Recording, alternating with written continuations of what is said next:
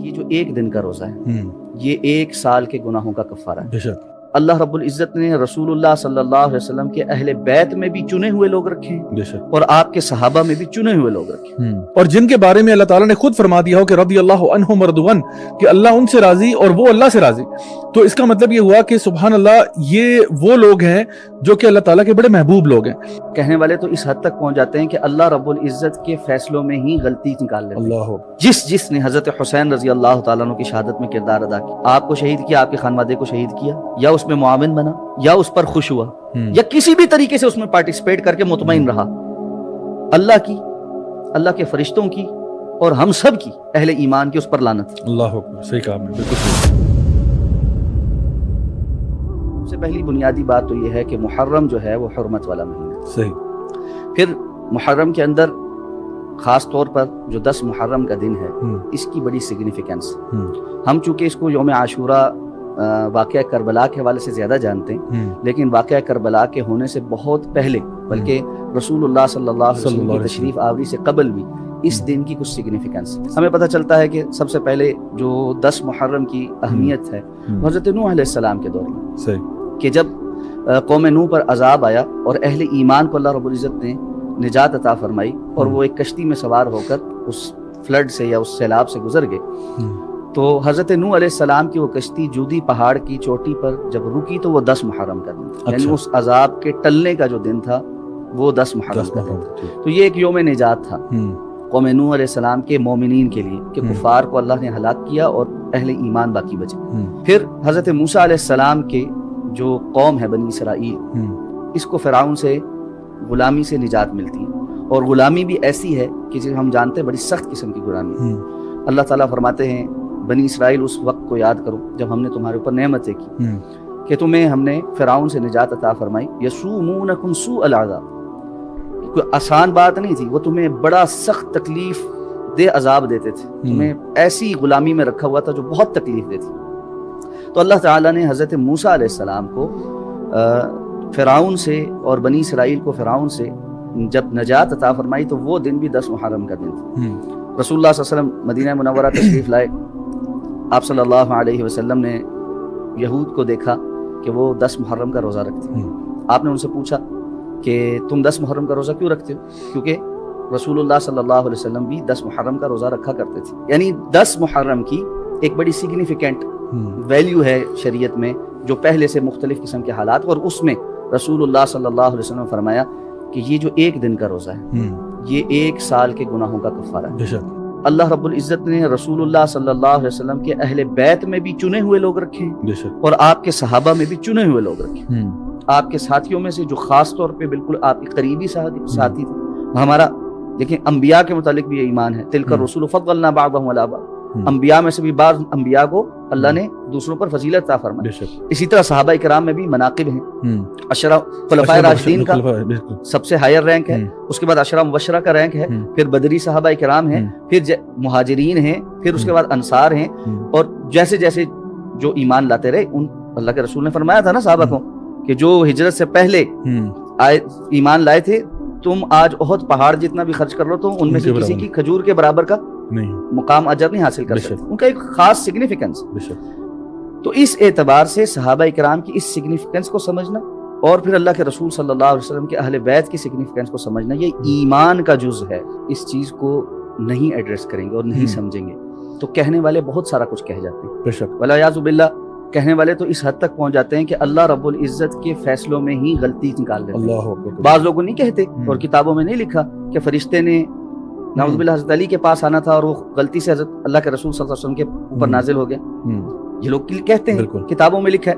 اور میں یہ جانتا ہوں کہ الحمدللہ سنجیدہ فکر اہل تشیع علماء بھی اس چیز کو نہیں مانتے، اس کا رد کرتے ہیں کہ یہ کفر ہے، یہ بات سمجھ کہنا کفر ہے، اور اہل تشیع کا بنیادی یا جمہور کا عقیدہ یہ نہیں ہے۔ لیکن بعض لوگ کہتے ہیں نا جو بھی واقعات تھے ان کی اس وقت موجود حالات کے تناظر میں فیصلے تھے، جو باتیں ان تک پہنچ رہی تھیں اس کے مطابق اقدامات تھے۔ آج ہم ان کا انالیسس کرتے ہوئے زیادہ سے زیادہ یہ بات کہتے ہیں کہ حضرت علی رضی اللہ تعالیٰ عنہ حق پر تھے اور باقی صحابہ کرام سے اجتہادی غلطی ہوئی، ٹھیک ہے، خطا اور یہ ہم ایک چیز بات واضح کر دیں، صحابہ کرام رضوان اللہ تعالی علیہم اجمعین کے تمام تر احترام، اہل بیت اطہار کے تمام تر احترام اور عزت اور شان کے باوجود ہمارا ایمان اور عقیدہ یہ ہے کہ انبیاء کے علاوہ کوئی معصوم نہیں۔ بے شک۔ معصوم کا کیا مطلب ہوتا ہے؟ معصوم کا معنی یہ ہوتا ہے انبیاء کی جماعت کیونکہ اللہ رب العزت نے نمونہ بنائی تھی اور ان پر دین آتا تھا، وحی آتی تھی اور انہوں نے آگے وہ دین بتانا تھا۔ اگر وہ بھی غلطیاں کرتے تو اس کا مطلب یہ ہوتا ہے شریعت بھی مشکوک ہو جاتی، تو وہ غلطی نہیں کرتے تھے۔ اور کیوں نہیں کرتے تھے؟ کہ اللہ رب العزت کی طرف سے وحی آ جاتی تھی ان پر کہ یہاں یہ بات نہیں، یہ بات ہے، یہ بات نہیں، یہ بات ہے، ایسے نہیں کہنا، ایسے نہیں کہنا۔ قرآن مجید صراحت نہیں کرتا لما تحرم ما احل اللہ لک تبتغی مرضات ازواجک، تو اللہ رب العزت بتا دیتے تھے کہ یہاں ایسے نہیں کرنا، ایسے کرنا۔ اس لیے انبیاء معصوم تھے۔ انبیاء کے علاوہ اہل بیت اطہار، صحابہ کرام رضوان اللہ تعالی علیہم اجمعین، بعد میں آنے والے علماء، محدثین، ائمہ، مجتہدین، ان میں سے کوئی بھی معصوم نہیں ہے۔ ان پر وحی نہیں آتی، وحی آنا بند ہو گئی۔ انسان ہونے کے ناطے اپنی بساط میں کتاب و سنت کو واضح رکھ کر وہ جو بہتر سے بہتر سمجھ سکتے تھے اس کے مطابق فیصلہ کرتے تھے۔ اور رسول اللہ صلی اللہ علیہ وسلم کی وہ حدیث بھی سامنے رکھی کہ اللہ کے رسول نے فرمایا مجتہد کے لیے یا 2 اجر ہیں یا 1 اجر۔ 2 اجر اس کے لیے جس نے کوشش کی سمجھنے کی اور صحیح نتیجے پر پہنچا، اور 1 اجر اس کے لیے جس نے کوشش کی صحیح بات سمجھنے کی اور صحیح نتیجے پر نہیں پہنچا۔ تو ہمارا ایمان یہ حضرت علی رضی اللہ تعالیٰ کے لیے 2 اجر ہیں کہ ان کی کوشش بھی صحیح تھی اور نتیجہ بھی صحیح تھا۔ حضرت امیر معاویہ رضی اللہ تعالیٰ اور دیگر صحابہ کے لیے ان کی کوشش کی کا اجر ہے، ظاہر بات ہے نتیجہ صحیح ہے۔ ایک اور بات بڑی صراحت کے ساتھ کہہ رہا ہوں، ہمارا ایمان اور عقیدہ ہے جس نے حضرت حسین رضی اللہ تعالیٰ عنہ کی شہادت میں کردار ادا کیا، آپ کو شہید کیا، آپ کے خانوادے کو شہید کیا، یا اس میں معاون بنا، یا اس پر خوش ہوا، یا کسی بھی طریقے سے اس میں پارٹیسپیٹ کر کے مطمئن رہا، اللہ کی، اللہ کے فرشتوں کی اور ہم سب کی اہل ایمان کی اس پر لعنت۔ اللہ اکبر، صحیح کہا آپ نے، بالکل صحیح کہا۔ وہ شخصیت جن کے متعلق رسول اللہ صلی اللہ علیہ وسلم کیا کچھ بیان نہیں فرمایا، اور آپ نے شروع میں بیان کیا کہ اللہ کے رسول کے کندھوں پر، آپ کی گود میں، آپ کے پاس کھلکھلاتے ہوئے، ادھر ادھر بیٹھتے ہوئے، اٹھتے ہوئے آپ چوم رہے ہیں اور یعنی بہت بیان کر رہے ہیں کہ جی یہ میرے پھول ہیں، یہ جنت کے پھول ہیں، یہ جنت کے نوجوانوں کے سردار ہیں۔ یعنی ایسی شخصیات کو آپ اللہ کے رسول صلی اللہ علیہ وسلم خانوادے کا ایک احترام، تو انبیاء نے سب سے زیادہ آزمائشیں دیکھی، اللہ کے رسول صلی اللہ علیہ وسلم نے کس قسم کی آزمائشیں نہیں دیکھی، کیسے کیسے تکلیف کے دن نہیں دیکھی۔ آپ سے پوچھا حضرت عائشہ نے کہ اللہ کے رسول آپ کی زندگی میں بہت سے زیادہ تکلیف کا کوئی دن آیا؟ آپ نے فرمایا عائشہ آیا جب تمہاری قوم نے میرے ساتھ طائف میں جو کچھ کیا۔ بالکل، طائف کا واقعہ کتنا دردناک ہے، لیکن کیا ان سارے دردناک واقعات کو اللہ کے رسول ہر سال سیلیبریٹ کرتے رہے؟ ایسا تو نہیں۔ اچھا، کامیابیوں کو سیلیبریشن کی بات کریں، کیا اللہ کے رسول صلی اللہ علیہ وسلم نے بدر کے دن کو ہر سال سیلیبریٹ کرنا شروع کر دیا تھا؟ کیا فتح مکہ سے بڑی کامیابی کوئی ہوتی ہے؟ نہیں۔ جہاں اللہ ایسی کامیابی عطا فرمائے گا، تاریخ میں اس کی مثال نہیں ملتی، بغیر لڑائی کے ایسا روب اور ایسا شہر جہاں سے نکالا جا رہا ہے اور جہاں نماز نہیں پڑھنے دی جا رہی تھی، اللہ کے رسول صلی اللہ علیہ وسلم بیت اللہ میں داخل ہو کر لاٹھی سے بتوں کو گرا رہے ہیں اور جاء الحق وزهق الباطل ان الباطل كان زهوقا کی آیات تلاوت فرما رہے ہیں۔ اس سے بڑی کوئی فتح ہوتی؟ لیکن کیا اگلے سال اللہ کے رسول نے اس کو سیلیبریٹ کیا؟ جی جھنڈیاں لگوائیں، سارا کچھ کیا، جی آؤ مل کر سیلیبریٹ کریں۔ ہمارا مسئلہ ایک بن گیا ہے، ہم ہر واقعے کو سیلیبریٹ کرنے والی امت بن گئے۔ ہم نے سیلیبریشن کو حقیقت سمجھ لی ہے، دین کو منا رہے ہیں، اپنا نہیں رہے۔ اللہ، بڑی بڑی امپورٹنٹ بات، سبحان اللہ۔ ہم شہادتیں منا رہے ہیں، 10 محرم کو حضرت حسین کی شہادت وہ مناتے تھے، ادھر 1 محرم کو حضرت عمر کی شہادت منائی جا رہی ہے۔ بالکل، کب اللہ کے رسول صلی اللہ علیہ وسلم نے ایسا کچھ کیا؟ یہ بھی بدعت، یہ بھی خرافات کہ رد عمل کا شکار ہو کر آپ ایک ایسے کام شروع کر دیں جو دین کا حصہ ہی نہیں۔ تو میری ایک بڑی دست بستہ گزارش ہے، اور میں ہمیشہ یہ بات ریپیٹ کرتا ہوں، اور خاص طور پہ آج بڑے ینگسٹرز بیٹھے ہوئے ہیں، میری آپ سے یہ بڑی گزارش ہے، درد مندانہ گزارش، جو جہاں تک یہ آواز پہنچ رہی ہے نا، اس بات کو سن کر میری گزارش یہ ہوگی کہ سب لوگ آگے دوسروں تک پہنچانا شروع کریں۔ دین اپنانے کی چیز ہے، دین منانے کی چیز نہیں ہے۔ بالکل، یہ کوئی طریقہ کار نہیں ہے کہ آپ 10 دن رو لیں، پیٹ لیں، ماتم کر لیں، مختلف مجلسوں میں بیٹھ کر ان کا تذکرہ کر لیں، قطع نظر اس بات کی کہ اس کی شرعی حیثیت کیا ہے۔ اب تو باقاعدہ میں پھر وہی کہہ رہا ہوں، سنجیدہ فکر سیاح علماء بھی واضح طور پہ بتا رہے ہیں کہ بھائی اس پیٹنے کی کوئی جو ہے نا کوئی حیثیت نہیں، شرعی حیثیت کوئی نہیں، ٹھیک ہے۔ اور مستند شیعہ کتابوں کے اندر واضح طور پر لکھا ہوا ہے کہ جس نے اپنے گال پیٹے اور اپنے جو ہے نا یہ رانوں پر ایسے غم میں ہاتھ مارا، اس نے اللہ کے رسول صلی اللہ علیہ وسلم کی نافرمانی کی۔ اور رسول اللہ صلی اللہ علیہ وسلم کی واضح احادیث تو بالکل واضح ہیں، من لطم الخدود وشق الجیوب، جس نے اپنے گال پیٹے اور گریبان کو چاک کیا، فلیس منا، اس کا ہم سے کوئی تعلق نہیں۔ غم منانے کا بھی اسلام نے ایک طریقہ کار دیا ہے۔ ایسا ہرگز نہیں ہے کہ اسلام ایسا کوئی دین ہے جو صرف عبادات کا مجموعہ ہے۔ خوشی اور غم منانے کے طریقے اسلام نے دیے، غم منانے کے طریقے بھی اسلام نے دیے۔ رسول اللہ صلی اللہ علیہ وسلم نے کیا کہا تھا؟ آپ کے بیٹے آپ کی گود میں سانس اکھڑ رہا ہے، نکل رہے ہیں، آپ کی آنکھوں سے آنسو جاری ہو رہے ہیں، صحابہ کرام پوچھتے ہیں اللہ کے رسول آپ بھی رو رہے ہیں؟ آپ نے کیا فرمایا؟ العین تدمع والقلب یحزن، آنکھ روتی بھی ہے، دل غمگین بھی ہوتا ہے، لیکن زبان سے ہم صرف وہ کہتے ہیں جس سے ہمارا رب راضی ہوتا ہے، انا للہ و انا الیہ راجعون، ہم بھی اللہ کے لیے ہیں اور اسی کی طرف پلٹ کر جانا ہے۔ اگر اللہ نے آج ایک نعمت لے لی ہے تو ہم نے بھی تو جانا ہی۔ اگر ہم ان سارے تاریخی واقعات کو جاننے کے بعد یہ ایمان رکھیں کہ جس نے جو کیا اللہ رب العزت اس کی نیتوں کو، حال کو بہتر جانتا، اور ہم نے اس کے بارے میں کوئی گفتگو نہیں کرنی، ٹھیک ہے؟ اور قیامت کے دن مجھ سے اللہ کا یہ سوال نہیں ہوگا کہ 1400 سال پہلے جو واقعہ ہوا اس کے بارے میں آپ کی رائے کیا ہے؟ آپ کس کو منافق سمجھتے تھے اور کس کو صحیح سمجھتے تھے؟ فتویٰ ضرور لگانا تھا تم نے، ٹھیک ہے؟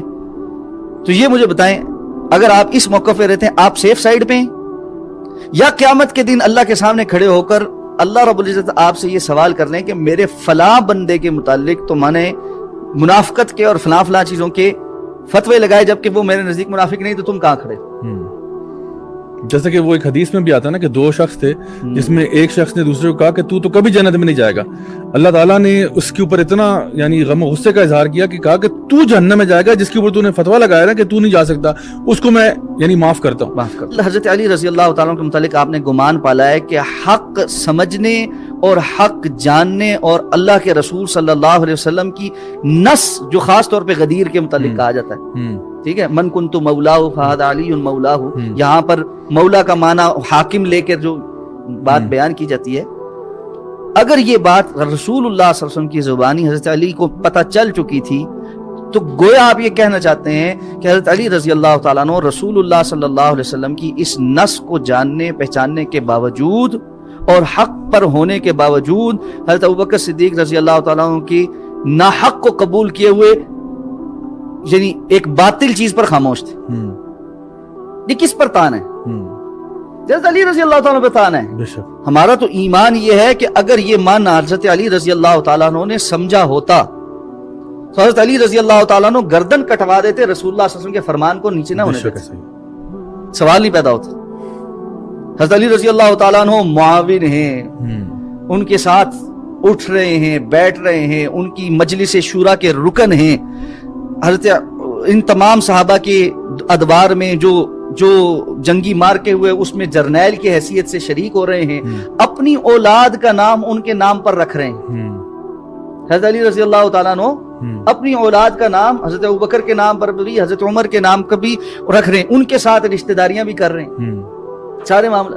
حضرت ابوبکر صدیق رضی اللہ تعالیٰ عنہ کی بیوہ سے حضرت علی رضی اللہ تعالیٰ عنہ نے نکاح کیا تھا بعد، تو ان کی آپس کی محبتیں، اور بالخصوص واضح صحیح سند کے ساتھ یہ قول حضرت علی رضی اللہ تعالیٰ عنہ کا معلوم ہے کہ کوئی مجھے حضرت ابوبکر سے اور حضرت عمر سے زیادہ فضیلت والا نہ سمجھ۔ واقعہ کربلا یا اس جیسے جتنے بھی واقعات یا مشاجرات صحابہ، یہ وہ موضوع نہیں ہے جس کے متعلق قیامت کے دن آپ سے پوچھا جائے گا اور جس کی بنیاد پر نجات کا وہ ہوگا۔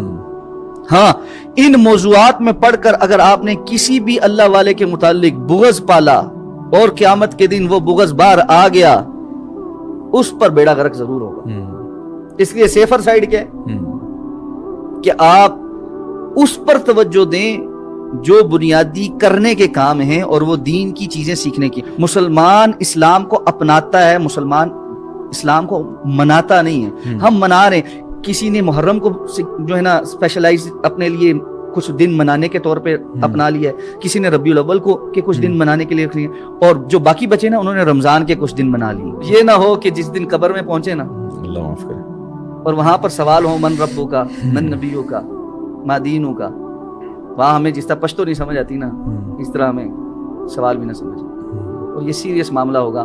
میں سمجھتا ہوں کہ ہمیں ایک ایسی قوم بن چکی ہیں جو کہ نا بولنے والوں کی قوم ہے، یعنی ہر بندہ تبصرہ بھی کر رہا ہے، بات بھی کر رہا ہے، لیکن اپنے اوپر عمل نہیں کرنا چاہتے. ان لوگوں سے جن سے ہم محبت کا دعویٰ کرتے ہیں، چاہے وہ سیدنا حسین ہوں یا وہ نبی کریم صلی اللہ علیہ وسلم ہوں یا دیگر صحابہ ہوں رضی اللہ عنہم اجمعین، ہم ان کی بات تو بہت کرتے ہیں لیکن ان کی طرح بننے کے لیے شاید ہی کوئی لوگ ہیں جو کہ ایکچولی اپنے آپ کو تیار کرتے ہیں.